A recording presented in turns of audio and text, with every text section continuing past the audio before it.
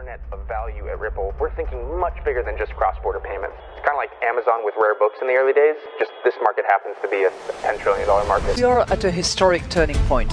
Said in the past that you are doing for money what email did for communication. Moving the whole revolution forward. Take on it. There's trillions of dollars parked around the world. XRP. Is there a possibility that Ripple could take over Swift one day?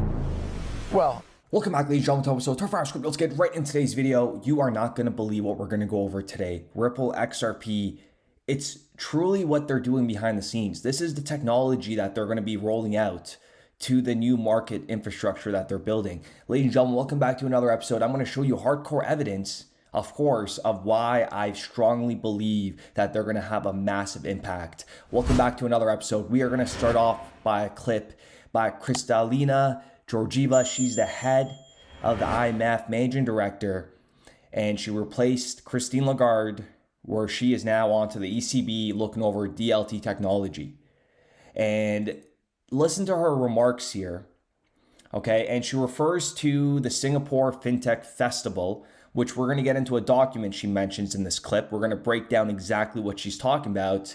And take a listen to this. I don't know why they mentioned this, because this is so 2017, but it still goes hand in hand with what Larry Fink said. Libra was a wake-up call that turned out to be a false alarm, but others, more compliant, will come knocking.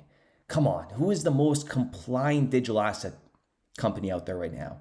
In that case, CBDCs would offer a safe and low-cost alternative. And Larry, what did you say back in 2017 that they're still talking about in 2023?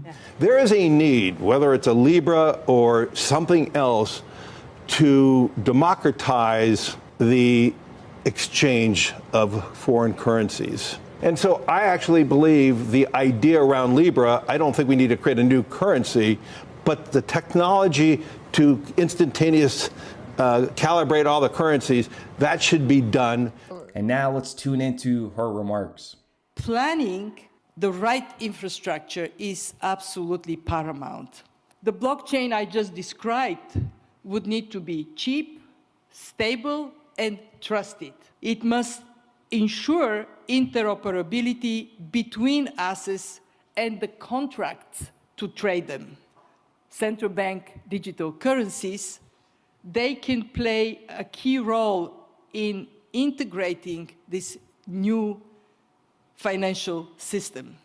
Compliance with international standards, such as anti-money laundering, will be absolutely key, as will consistency with countries' policy priorities. And I want to stress that we have been talking about this topic now for some time.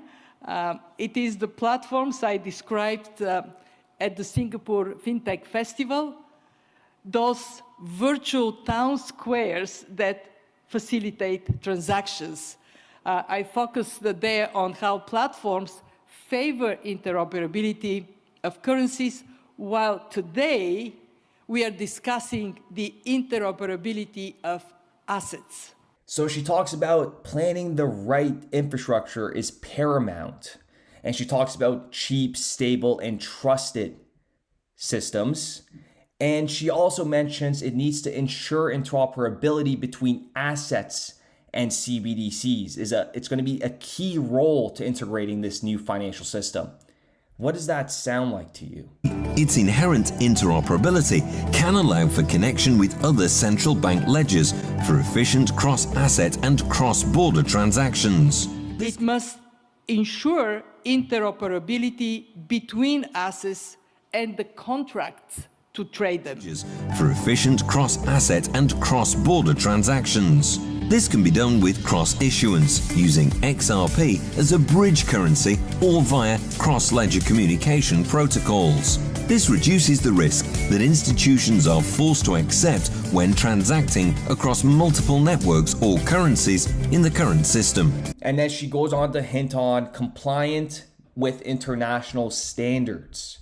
And this is the Singapore Festival that Ripple was also there. And she referred to a project, Guardian is what she's referring to, enabling open and interoperable networks. Listen to this. Okay, look at the individuals that contributed to this. We have HSBC correlated with Ripple, DBS correlated with Ripple, Standard Chartered correlated with Ripple, UOB is actually indirectly correlated with Ripple, SBI Digital Asset Holdings, come on folks, and Onyx by JP Morgan, which utilizes USDC, and USDC indirectly will utilize a digital asset like XRP to scale their systems. Okay, let's keep going.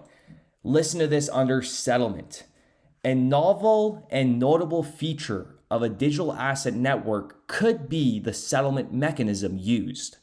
Therefore, it is important to understand how settlement is achieved operationally and how settlement finality is protected under the applicable legal framework. They still don't have a system yet. And this is going to get crazy because the DTCC settlements alone on a yearly basis in 2022 was $462 trillion. And that is just the DTCC alone. And it gets even more fascinating because under liquidity, listen to what they said here. Currently, many central banks and financial institutions are researching and experimenting on DLT through proof of concepts, but these efforts are not yet sufficient for commercial scale. The lack of clear accountability and service level agreements in public permissionless platforms imply that it might be possible for outages to occur. And just like, a couple systems that go down, which financial institutions will never use because it's gone down and the chance of it happening again is very high. We had Ethereum's layer 2 scaling solution failed. There was an outage. This was this year. Remember, Solana failed. Solana outage triggers ballistic reaction from the crypto community. We even have Bitcoin being congested, which is not good at all because then you have delayed transactions. And then we have unpredictable fees. Bitcoin, one of the senders, was charged with a $3.1 million transaction fee. And that is something that you cannot reverse. So imagine doing billions, moving billions overnight, and then you get hit by a $500,000 fee. Come on, folks, go ahead and smash that like button because this video is only going to get even better. So where do we end off? We talked about the outages that may occur. Now, listen to this, okay? Under approach. So DBS and SBI Digital Asset Holdings are collaborating to explore the feasibility of conducting foreign exchange and government bond transactions against liquidity pools compromising tokenized Singapore government securities. Start talking about foreign exchange of government bonds. And if you guys remember what Joe Valono said here from Ripple in regards to settlement bonds and how they're global, and folks, NDAs, non-disclosure agreements, there's a lot of projects that they're going on, but listen to this. Wholesale CBDC and some of the work Ripple is doing, we have projects happening globally with different central banks. One that I'll highlight is with the Central Bank of Colombia, where we are exploring whether a WCBDC can be used as a credit risk-free settlement asset for government bonds with respect to their high-value payment system. You think about some of the opportunities in those markets now around the world to tokenize financial assets, corporate bonds, the settlement of which is extremely onerous and takes forever. And given the fact that Ripple is heavily invested in Singapore and is indirectly correlated with DBS Bank and SBI Asset Holdings, I would be extremely surprised Ripple and XRP won't have a big role in that. And then to finish it off, this is to put the icing on the cake, coming back to trust. Are you ready for this? The provision of services may be a third-party service provider with a trust relationship to the trust anchor. Once a trust relationship is established, it removes the need for service providers to onboard participants individually, as they could delegate the responsibility to a trust anchor in terms of responsibility of KYC, AML, having an all-in-one suite. Trust anchor system that does these transactions for you. And even if we scroll up, they refer to Project Mariana, which we know Ripple is involved in. And these are what they're talking about, the models. With that being said, ladies and gentlemen, I do appreciate every single one of you guys. I'll leave this PDF link in the description down below. You guys can check it out yourselves. The writing's on the wall. It's just a matter of understanding what's going on behind the scenes and understanding how the system is working behind the scenes. And that is why this year, Ripple even got their principal payment license in Singapore. Okay, Ripple has been massive in Singapore since day one. And this was put together by BIS Innovation Hub and the Monetary Authority of Singapore, which they're heavily invested into, the Modulo Foundation as well, and the Belinda and Bill Gates Foundation. With that being said, ladies and gentlemen, I do appreciate every single one of you guys. Let me know what you guys think in the comments down below, and we will be back with another video. We started building RippleNet with the thesis that crypto liquidity would eventually be able to support robust global payments, large payments. RippleNet was designed so that customers seeing the benefits of our fiat-based network could flip the switch to ODL once the market was mature enough.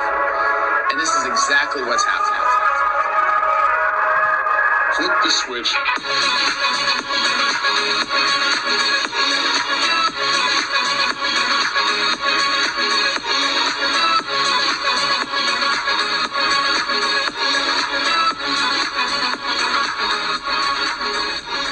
I think what we're building has, it's solving a real problem. And I think all of the tokens, my advice to anybody would be, understand the utility. If there's real utility and there's real value being delivered to a real customer, there will be value in the token.